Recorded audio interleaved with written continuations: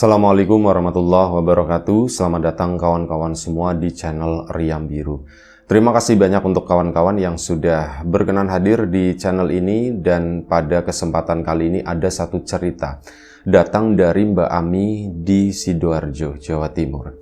Mbak Ami menceritakan tentang satu pengalaman horor yang terjadi itu di tahun 90-an saat Mbak Ami itu masih sekolah, maksudnya itu masih SD gitu ya. Masih kecil, dan waktu itu Mbak Ami ceritanya lagi deket sama kakak sepupunya, itu namanya Mbak Endang. Jadi ada kakak sepupunya yang usianya jauh berbeda gitu ya. Mbak Ami masih SD, sementara Mbak Endang sendiri itu udah SMA.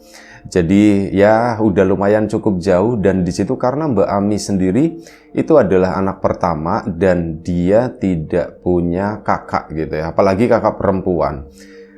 Merasa dekat atau merasa diperhatikan oleh Mbak Endang tadi, kakak sepupunya itu, perasaan ya itu rasa nyaman kayak gitu. Iya, aku merasa punya kakak kayak gitu, itu enak ya ternyata ya. Ya kayak gitu, saat main ke sana, ke rumah budeknya itu, di sana itu yang menyenangkan buat Mbak Ami itu apa? Banyak buku, banyak majalah gitu ya. Nah, ini di keluarga budeknya tersebut kebetulan anaknya itu perempuan semuanya. Kakak-kakak sepupunya itu perempuan, dan ya akhirnya buku-buku yang itu ya yang ada di situ, majalah-majalahnya itu ya majalah-majalah perempuan, termasuk ada juga majalah-majalah yang anak-anaknya kayak gitu, majalah Bobo waktu itu ya dulu ya. Itu juga ada di situ, dan itu adalah ya hal yang sangat menyenangkan buat Mbak Ami. Akhirnya sering kan main ke situ, biasanya selepas pulang ngaji, itu sekitar jam 7:30, itu mampir dulu ke tempat budeknya, nanti ya jam 8 atau 8:30 baru Mbak Ami pulang ke rumah sana. Dan waktu itu Mbak Ami udah ya dia lagi baca gitu ya, baca majalah. Dan apa ya, majalah itu tuh Mbak Ami itu suka, meskipun sebenarnya itu bukan majalah anak-anak, tapi bukan itu majalah segala umur lah boleh dibilang.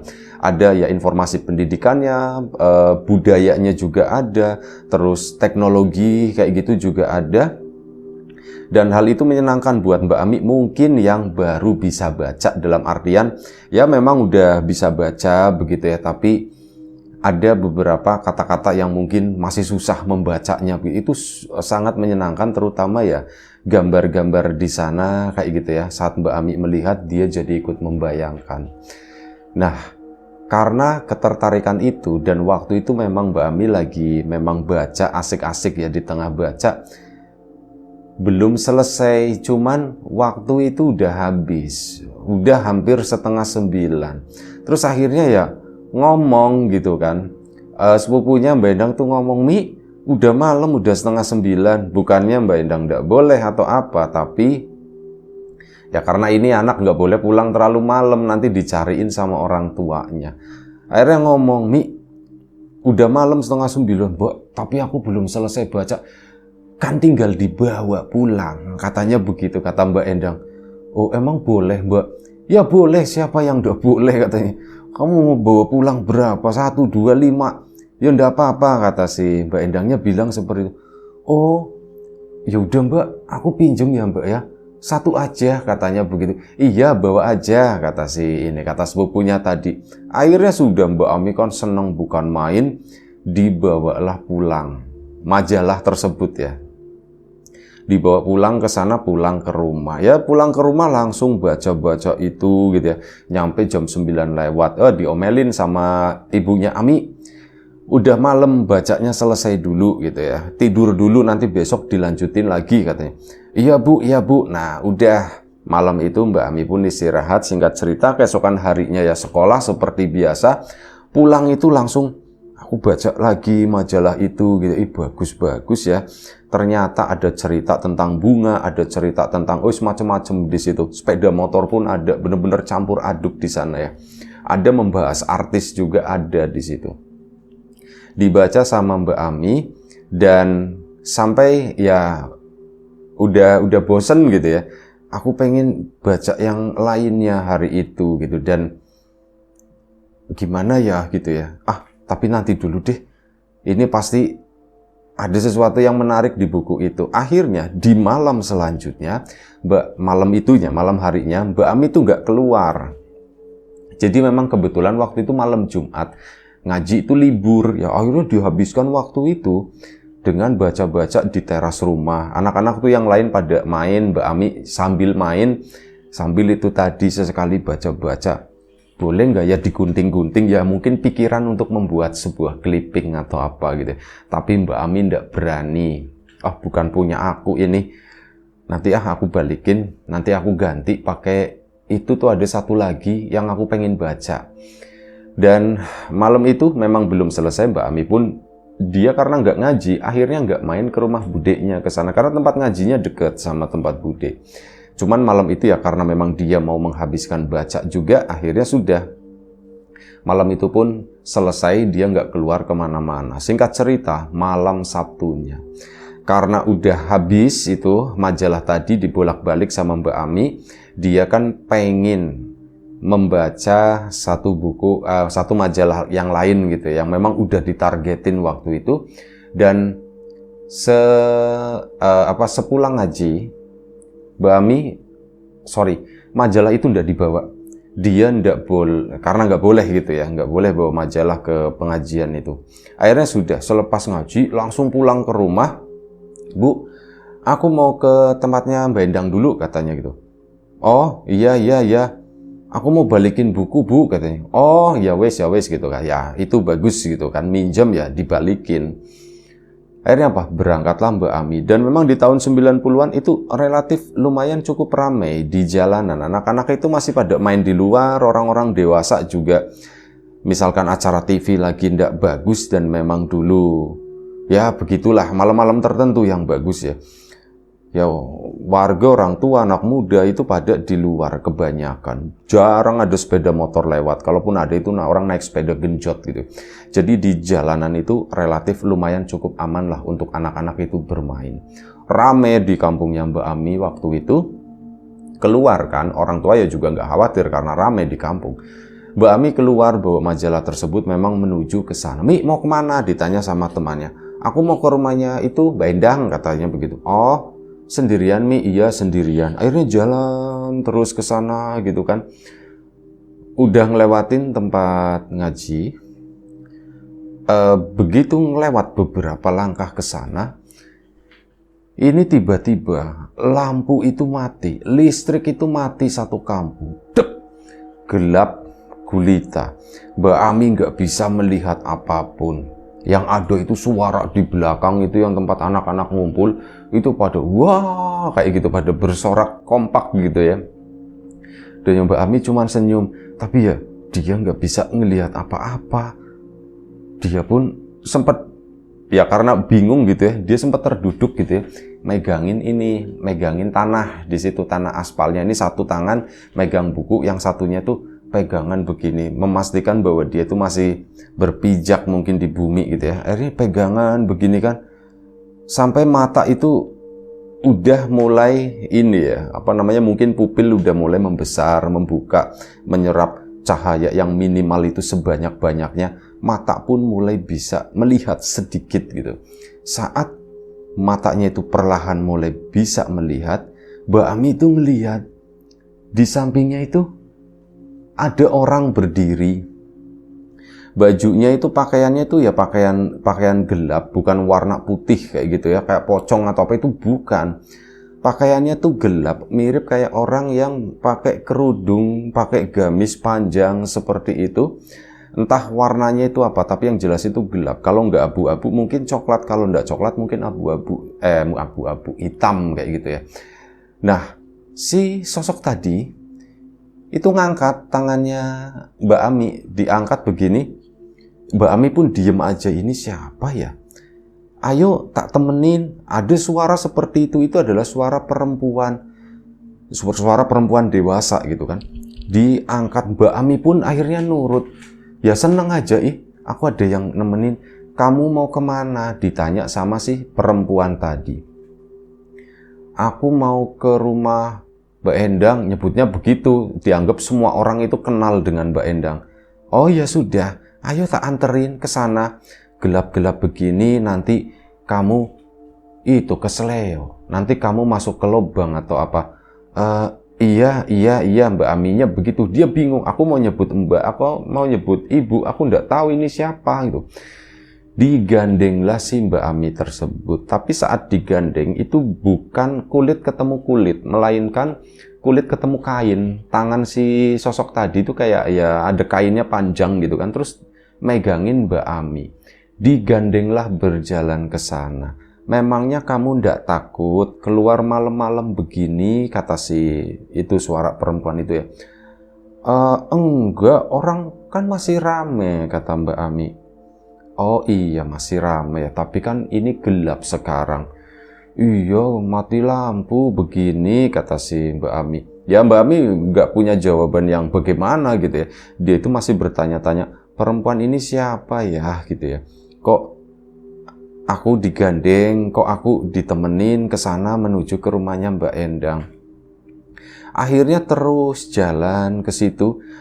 Nggak banyak ngomong juga, cuman jalan begitu aja, normal. Perlahan beberapa rumah itu udah mulai nyala-nyalain entah lilin, entah lampu minyak seperti itu ya. 1, 2 itu udah mulai kelihatan dan makin kesana ya Mbak Ami sendiri tuh ketemu beberapa anak-anak yang lagi di teras rumah, lagi ngobrol-ngobrol istirahat sejenak karena gelap gitu kan. Sebelumnya itu lagi pada main, tapi karena gelap jadi mereka tuh minggir dulu. Terdengar suara-suara mereka, jadi malam itu tuh ndak terlalu sepi. Mbak Ami tuh jalan ke sana, digandeng sama perempuan itu menembus kegelapan malam. Singkat cerita, sampailah di rumah sepupunya tersebut, di rumahnya Mbak Endang. Nah, begitu sampai di sana, Mbak Endang dan keluarga sepupunya tersebut juga sama, lagi menyiapkan lampu lilin kayak gitu, itu ditaruh di teras di sana. Nah, di depan teras itu ada kursi panjang, biasa dipakai buat duduk-duduk mereka itu. Di tempat duduk sendiri itu masih nggak ada siapapun, cuman terlihat di dalam rumah itu ada Mbak Endang, ada sepupu yang lain, ini kayak lagi sibuk nyiapin itu ya, api tadi. Nah, ke sana sampailah di depan. Nah, begitu sampai di depan, aku udah sampai, kata si Mbak Aminya. Oh ya sudah, sana, kata si itu ya. Sana, makasih. Nggak nyebut Mbak, nggak nyebut Bu, cuman bilang terima kasih gitu. Iya. Akhirnya Mbak Ami pun dilepas gandengannya, jalan ke situ. Nengok ke arah belakang, perempuan tadi itu masih berdiri di sana. Mbak Ami tahu perempuan karena dari suaranya ya. Bentuknya sendiri itu nggak jelas, cuman hitam panjang begitu doang. Masih ada di situ. Terus ya Mbak Endang sama kakak-kakak sepupunya yang lain itu kaget gitu. Loh, Ami gelap-gelapan kesini, kata si itu ya. Iya Mbak, aku mau balikin buku, katanya. Loh, tadi kamu gimana? Mati lampu sengaja kesini atau kamu udah di jalan? Ditanya begitu kan.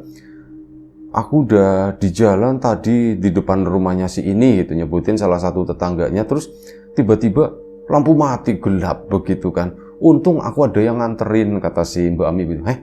Kamu ada yang nganterin siapa? Mbak Ami ke situ kan, lihat ke arah jalan. Ini sosok perempuan itu udah mulai jalan ke sana meninggalkan itu, udah menjauh gitu ya. Itu sama ibu atau mbak gitu ya, nunjukkan si Mbak Aminya. Ini sepupunya pada nengok ke situ. Mereka itu melihat, yaitu sosok hitam berjalan begitu aja. Sini sih duduk dulu, katanya begitu kan. Akhirnya duduk-duduk di teras begitu, di belakangnya tuh ada lilin. Gimana cerita lagi gitu. Akhirnya cerita lagi lah si Mbak. Iya Mbak, tadi aku begini, mati lampu. Aku digandeng sama si itu. Lain kali jangan begitu, kata si Mbak Endangnya. Emang kenapa Mbak? Ya kan kamu udah tahu itu siapa. Emang kamu ngelihat mukanya bagaimana gitu? Enggak Mbak, aku nggak ngelihat apapun. Aku nggak ngelihat mukanya, nggak ngelihat apa. Cuman pakaian hitam, cuman suaranya aku tahu. Itu suara seorang perempuan, kata si Mbak Ami. Dan Ya dia baik, orang mau nganterin ya sudah, akhirnya aku mau aja. Kamu digandeng nih sampai sini. Iya mbak, aku digandeng sampai sini. Aduh gimana ya, lain kali. Aduh gimana ya, kamu juga nggak tahu bakal lampu mati itu. Iya mbak, aku nggak ngerti lampu mati. Kalau misal lampunya mati juga paling udah dibolehin sama ibu gitu, keluar malam-malam begini. Iya sih, ya wis, dah. Terus apa ini? Iya aku mau balikin ini majalah mbak. Lah ngapain dibalikin, kata si mbak Endangnya. Ya kan bukan punya aku mbak. Lah wis anggap aja kalau dibawa sama kamu ya itu buat kamu. Udah mbak, aku mau tak tuker sama yang lain, katanya begitu. Aku mau baca yang lain. Ya sudah, sana lihat sendiri. Iya mbak, cuman gelap kayak gitu, nggak kelihatan. Gimana? Ya udah nanti aja. Ya udah sini deh. Ya, ini kan apa, si Mbak Endang ke situ dibantuin. Kamu mau yang mana? Aku mau yang ini mbak. Ya udah ambil. Nanti lupa soalnya takutnya. Iya mbak. Akhirnya duduklah di teras lagi di sana. Mbak Ami duduk di situ ngobrol-ngobrol sama kakak-kakak sepupunya. Biasalah kakaknya ngobrol sendiri, Mbak Ami ikut nimbrung, cuman ngedengerin kayak gitu doang. Dia itu melihat ke arah jalan kan di sana. Mbak Ami melihat lagi si perempuan tadi lewat di situ lagi, jalan pelan banget jalannya itu. Cuman kayak bayangan hitam, kayak orang pakai jubah begitu. Itu jalan, itu lagi si itu. Mbak Ami celetuk. Sepupunya kan akhirnya, apa Mi? Itu perempuan yang tadi nganterin aku. Itu lewat di depan, kata si Mbak Ami. Ini sepupunya pada nengok ke jalan. Cuman kali ini mereka itu nggak melihat apapun di jalanan itu. Meskipun ya karena mata udah terbiasa dengan kegelapan gitu ya. Dan di situ di kursi panjang di dekat sama jalanan kampung itu pun udah ditaruh lilin. Harusnya itu ya memang kelihatan, lumayan cukup kelihatan meskipun gelap-gelapan, remang-remang gitu ya. Tapi mereka tidak melihat apapun di sana. Mi, mbak nggak lihat Mi gitu. Ada mbak itu lagi lewat, mbak jalannya tuh pelan banget, kata si itu. Ya sudah, gak usah dilihatin Mi, gak usah dilihatin. Akhirnya udah, si Mbak Ami pun nggak ngeliatin gitu, dan sepupunya tuh masuk yuk. Kenapa mbak? Udah masuk dulu. Akhirnya udah pada masuk semuanya ke dalam rumah. Si Mbak Ami juga masuk waktu itu. Kenapa mbak? Nggak apa-apa, kata si mbaknya. Dan setelah itu nggak lama lampu itu nyala lagi, biar terang kan langsung. Nah begitu terang udah sibuk matiin lilin, matiin lampu minyak dan sebagainya. Setelah itu ngobrol lagi masalah itu tadi, perempuan itu Mi.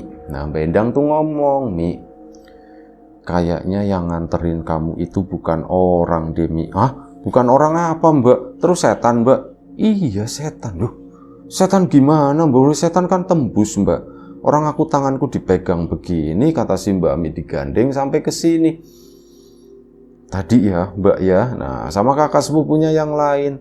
Waktu kamu bilang dia lewat lagi di depan, kami itu nggak ada satupun yang melihat itu. Sosok itu tuh nggak ada, nggak kelihatan Mi gitu.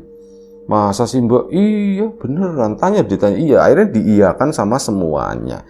Nah waktu itu udah sekitar jam 8:30 lewat. Dan Mbak Ami agak sedikit tenang, soalnya waktu itu kan dia udah minta izin langsung, jadi nggak dari tempat ngaji terus mampir gitu, nggak, tapi dari rumah udah bilang mau balikin majalah. Akhirnya ya sudahlah, nantilah bentar lagi jam 9 baru pulang. Nah waktu itu akhirnya singkat cerita jam 9 malam pun tiba. Mbak Ami pamit dan waktu itu, Mi mau dianterin ndak, kata si Mbak Endang ya. Oh, mbak ndak usah dianterin, udah aku bisa pulang sendiri. Akhirnya sudah Mbak Ami pun pulang sendiri jam 9 malam kurang waktu itu. Jalan ke sana masih ada beberapa anak-anak yang di luar, masih lumayan cukup ramai. Pedagang bakso juga ada, pedagang siomay waktu itu juga ada, yang jual kolak salak juga ada. Jadi masih ramai lah di kampungnya si Mbak Ami tersebut. Dia berjalan ke sana ya nggak sabaran pengen sampai rumah, aku pengen baca ini majalah ini soalnya. Dia melangkah dan tepat di sebuah gang, bukan gang, tapi kayak kayak lontrongan, kayak lorong antara rumah yang satu dan rumah yang lain. Itu lebarnya nggak ada 2 meter, paling sekitar 1 meter, gelap di sana. Mbak Ami itu entah kenapa bawaannya itu pengen nengok. Karena apa?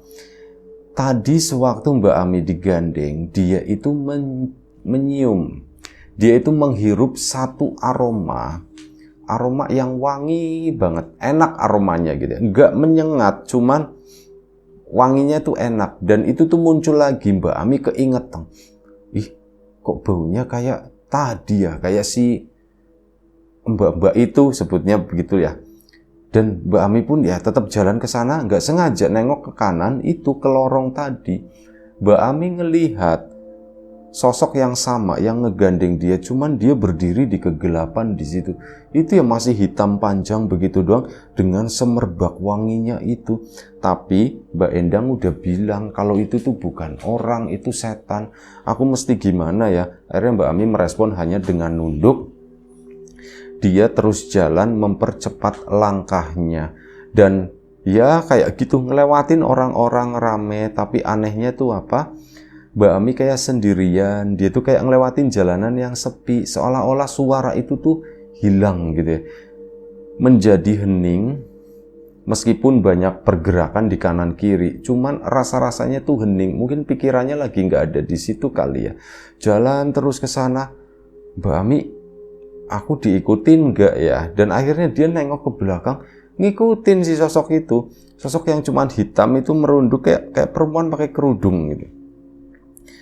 Ih, dia ngikutin. Aku mempercepat, kata Mbak Endang itu setan gitu kan. Akhirnya mempercepat langkahnya, singkat cerita, sampailah di rumahnya Mbak Ami di situ.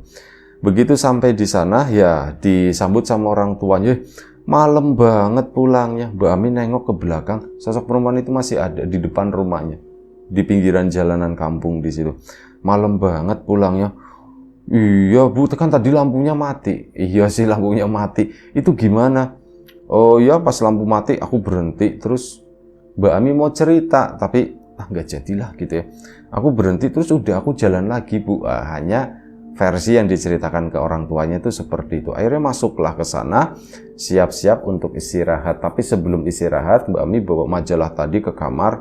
Ya sempat dibaca-baca, dilihat-lihat begitu doang halamannya. Ih ini bagus, nanti aku mau baca. Ih ini bagus gitu. Wah ini jelek, aku nggak mau baca. Nah seperti itu. Mbak Ami pun ngantuk karena udah malam, udah jamnya tidur. Dia pun tertidur. Nah, di dalam tidurnya tersebut, Mbak Ami itu mimpi. Dia mengulangi kejadian lampu mati tadi. Cuman bedanya begini. Kalau lampu mati itu kan benar-benar gelap. Nah, kali ini tuh enggak. Ya memang seolah-olah Mbak Ami lagi jalan, terus tahu-tahu dep mati, mirip dengan kejadian sebelumnya. Cuman begitu lampu mati dan Mbak Ami di sampingnya ada sosok perempuan itu, suasana itu berubah menjadi kayak suasana yang mendung, lumayan cukup terang. Lebih tepatnya itu kayak sore menjelang malam gitu ya. Waktu-waktu pergantian hari itu mungkin sekitar jam 6 sore atau apa. Mbak Ami kan nengok ngelihat ke sana. Nah begitu ngelihat ke atas, disitulah Mbak Ami ngelihat muka dari perempuan itu. Itu adalah seorang perempuan biasa dengan wajah yang relatif lumayan cukup cantik, bersih begitu ya. Pun mengatakan hal yang sama. Kamu mau kemana? Ditanya begitu. Aku mau ke Mbak Endang. Aku mau balikin buku, katanya mau balikin majalah. Oh ya sudah, sini yuk aku anterin. Sini saya anter. Jadi digandeng begitu kan. Mbak Ami pun aku digandeng dan di situ itu seneng banget. Kenapa? Karena Mbak Ami merasa aku digandeng oleh satu sosok, satu figur yang lembut gitu ya.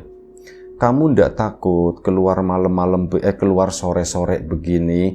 Ini kan udah mau maghrib. Ndak baik loh anak-anak keluar sendirian, kata si itu ya. Iya, cuman aku mau balikin majalah, katanya ini bukan punya aku mau ganti pakai yang lain. Ya disampaikan seperti itu. Terus apa? Digandeng begini kan. Nah di dalam mimpi tersebut si perempuan itu tuh jalan ke sana di depan Mbak Ami. Posisi masih ngegandeng tangannya Mbak Ami tadi. Cuman apa? Tangannya tuh kayak memanjang. Itu panjang banget. Nah, di situ akhirnya Mbak Nami pun ngomong, "Mbak," mulai manggil, "Mbak, Bu, kok tangannya panjang banget?" gitu kata si Mbak Ami. Dan dia makin nyadarin tangan dari perempuan tersebut itu berubah. Itu bukan tangan manusia, enggak, tapi itu kayak ranting atau batang pohon yang dipegang sama Mbak Ami begini. Itu lurus ke sana, mungkin ada 3, 4, atau 5 meter di depan. Si perempuan itu sambil jalan begini terus, dan kemudian si perempuan itu tuh nengok ke arahnya Mbak Ami. Dia itu cuman senyum doang. Begitu senyum doang ya karena ini, aku kok megang ranting gitu ya. Dan ranting itu tuh tumbuh itu kayak ngebelit tangannya si Mbak Ami tadi. Nah, di situ dia pun panik, ketakutan, terbangun nangis menuju ke kamar bapak sama ibunya. Akhirnya tidur di situ. Nah, keesokan paginya Mbak Ami demam. Dia itu sakit, berarti itu hari Sabtu ya. Sakit dan akhirnya nggak masuk sekolah. Nah, mendengar Ami sakit, sepupunya sana Mbak Endang pun pada datang ke situ nengokin. Nah, cerita itu tembus ke orang tuanya. Jadi gini boleh diceritain sama Mbak Endang, kakak sepupunya. Semalam Ami itu ngalamin begini. Lah, kok serem kayak gitu loh. Ami kok nggak cerita sama ibu? Ya Mbak Aminya cuma diem aja begitu kan. Dan akhirnya diceritakanlah mimpi yang semalam itu begini. Dan ya orang tuanya Mbak Ami, termasuk Mbak Endang dan sebagainya, itu menyimpulkan kalau itu tuh, ya itu bukan orang, itu tuh setan. Dan untung-untungnya Ami itu nggak diajak lebih jauh. Ya beberapa dari mereka itu meyakini kalau sosok perempuan itu adalah semacam sosok wewe gombel atau apa ya, kayak gitu, semacam itu. Cuman ya perwujudannya begitulah, sesuatu yang tidak terlalu mungkin tidak menakutkan buat Mbak Ami, menunjukkan kelembutan atau apa supaya Mbak Ami itu nggak takut, supaya Mbak Ami itu mau ikut. Untung aja malam itu beneran, untung kamu itu nggak dibawa kemana-mana, padahal itu kan waktu itu gelap ya. Iya ya gitu ya. Mbak Ami pun ya satu keinget terus dengan mimpi itu tadi yang semalam, dan memang serem gitu kan, sampai akhirnya itu demam kurang lebih 2 hari. Tapi selama demam itu tadi selalu ditemenin sama ibunya, ya Mbak Endang bolak-balik juga ke situ, bikinin agar-agar, bikinin bubur, bikinin apa gitu ya. Kamu mau apa? Aku mau ini, dibeliin sama Mbak Endang. Emang sayang banget sih kakak sepupunya tersebut. Dan akhirnya sudah Mbak Ami pun sembuh. Cuman itu setelah kejadian tersebut, Mbak Ami itu sempat dibawa ke seorang ustadz atau apa ya, buat didoain lah, intinya dijaga atau bagaimana. Dan ya setelah itu alhamdulillahnya nggak ada kejadian apa-apa lagi. Sosok yang itu yang ngikutin Mbak Ami sampai rumah itu pun sudah tidak terlihat lagi. Jadi udah benar-benar bersih lah waktu itu. Dan tetap main ke sana ke Mbak Endang itu selepas ngaji. Bahkan kali ini siang, misalkan pulang sekolah itu main dulu ke sana. Kalau Mbak Endangnya ada kan sekolah juga. Kalau nggak ada ya wis, dia itu nanti mainnya malam hari. Itu aja satu cerita dari Mbak Ami di Sidoarjo sana. Terima kasih banyak Mbak Ami. Kawan-kawan di rumah juga terima kasih banyak atas support dan dukungannya. Apapun itu, kawan-kawan subscriber, kawan-kawan membership, kawan-kawan yang udah kasih support dalam bentuk super thanks ke Riam Biru, terima kasih banyak semuanya. Kawan-kawan yang udah ngasih like, udah nge-share ke yang lainnya, kawan-kawan yang udah ninggalin komentar juga terima kasih banyak. Kawan-kawan yang sudah memesan bawang gorengnya Wiji, terima kasih. Mohon maaf kalau ada keterlambatan pesanan karena memang kurirnya belum ngambil, katanya lagi libur. Mohon maaf ya. Terima kasih, dan untuk kawan-kawan yang belum sempat membeli ditunggu pesanannya. Yang sudah mampir di channel Lapak Horor juga tentu saja terima kasih. Doa terbaik dari kami untuk kawan-kawan semua, semoga selalu diberi kemudahan dalam hal apapun, termasuk kemudahan dalam hal rezeki. Yang sakit segera diberi kesembuhan, yang sehat tetap dijaga kesehatannya. Sampai jumpa di episode selanjutnya Riam Biru. Jaga kesehatan kawan-kawan semuanya. Assalamualaikum warahmatullahi wabarakatuh.